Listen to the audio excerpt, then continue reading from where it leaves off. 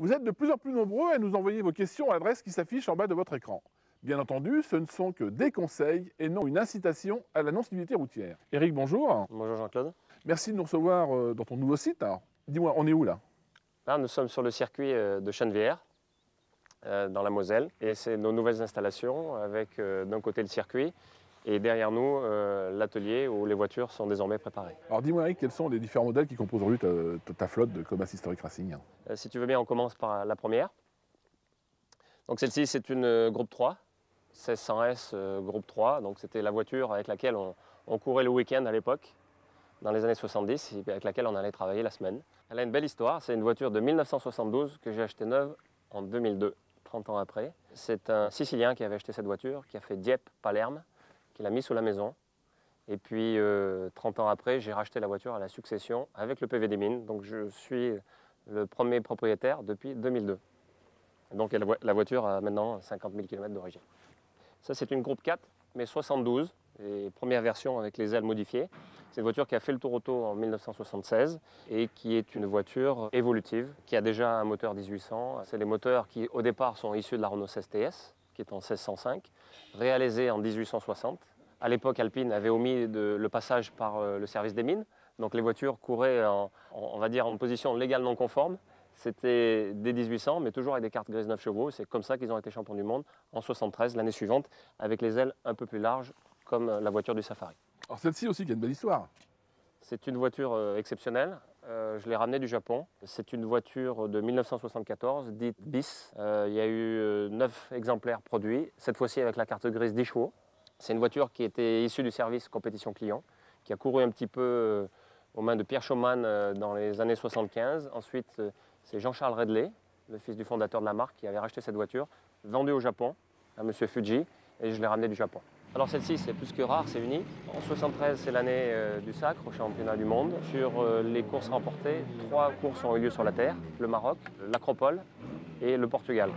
Donc la voiture marchait bien sur la terre. Et en 74, l'année suivante, ils ont décidé de faire le Safari, ce qui est la course la plus difficile au monde en rallye. Malheureusement, les voitures n'ont pas terminé. Et depuis 1974, il n'y avait pas eu de berlinette en Afrique. Donc l'année dernière, on a décidé de relever le défi et de préparer 2 berlinettes pour le East African Safari Rally en utilisant les largesses de la réglementation qui nous ont permis de mettre des roues de 15 pouces, de modifier les porte-moyeux de la voiture, de mettre des amortisseurs à gaz, de faire un arceau cage intégral, un pare-buffle à l'avant, une protection en Kevlar. Donc ça, je dirais que c'est la voiture de 73, un petit peu avec les technologies d'aujourd'hui. Écoute Eric, après cette belle histoire passion, cette belle présentation d'auto, moi j'ai qu'une hâte maintenant, c'est de monter à bord avec toi, d'essayer une de ces autos. Eh bien, écoutez, on va faire ça tout de suite. On va prendre la première, qui est une groupe 3, donc qui était la voiture compétition client, qui est la voiture qu'on met à disposition à nos équipages qui font les épreuves de régularité, ou aussi toutes les opérations incentives sur 2 jours pour les entreprises.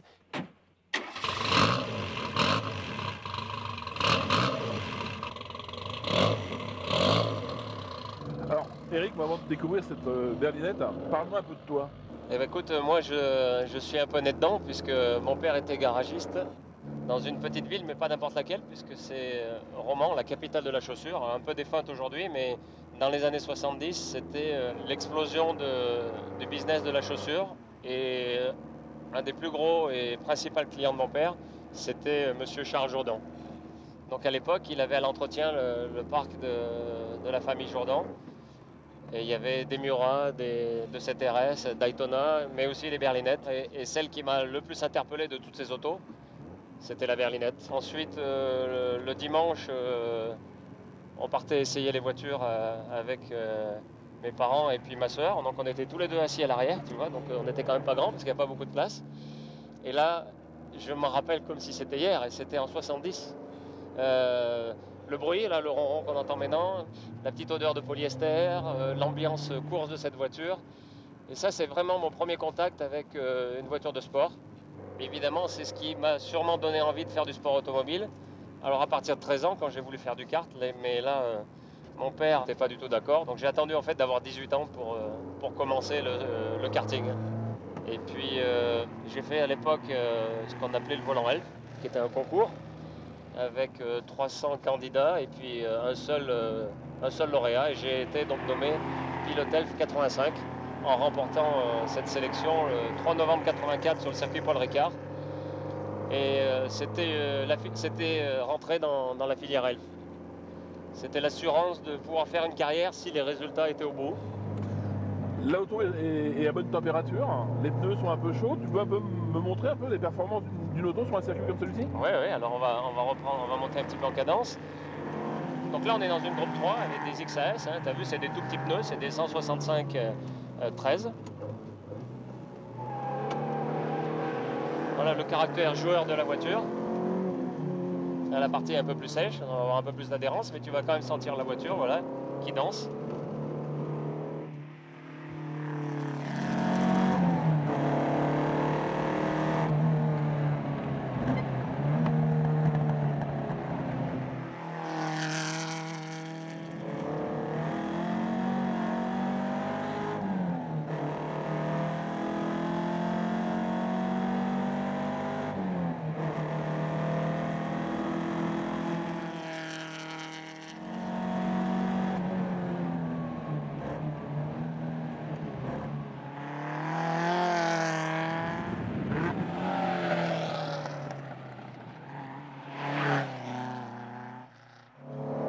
Tu m'as donné envie de découvrir le poste de pilotage de cette auto et de me positionner un peu dans la peau d'un client.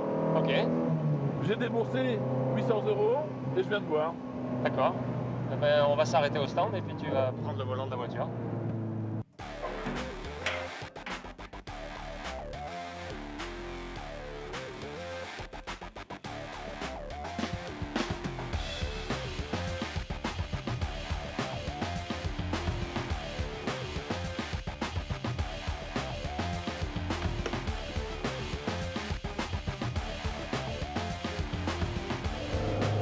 On entend bien la mélodie du moteur. Hein. Ouais. Pour une auto ancienne, elle a vraiment un train très léger. Au niveau de la direction, Elle est restée incroyablement moderne. C'est vrai que c'était une voiture très avant-gardiste.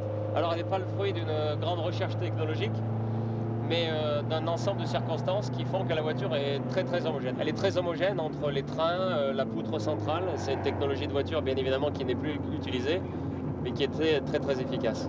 Quels sont les défauts qu'on peut lui trouver alors? Ben, les défauts, c'est que on disait d'elle à l'époque, elle tient très bien la route, sauf dans les lignes droites, parce que c'est une voiture effectivement qui flotte un peu. Il faut toujours, il faut pas être crispé sur le volant, mais avoir les mains et la tenir légèrement et la laisser un petit peu naviguer. Elle a un moteur tout à l'arrière. C'est vrai qu'elle n'a pas une tenue de cap exceptionnelle dans la ligne droite, mais je crois que c'est juste une question d'habitude. Et par contre, elle est tellement plaisante et directionnelle dans les virages serrés, au moyen qu'on lui pardonne facilement. Enfin, moi, je suis vraiment ravi de pouvoir conduire une auto qui est un vieux rêve, qui était championne du monde des rallyes. Eh oui. Eric, je te remercie de nous avoir reçus. Ça fait un plaisir. Je remercie Comas Historic Racing de nous avoir reçus.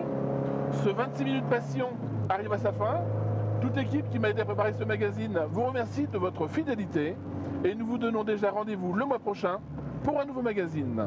En attendant, restez prudents sur nos routes et à très bientôt. Voilà, j'ai cru que j'avais loupé, non, la deuxième.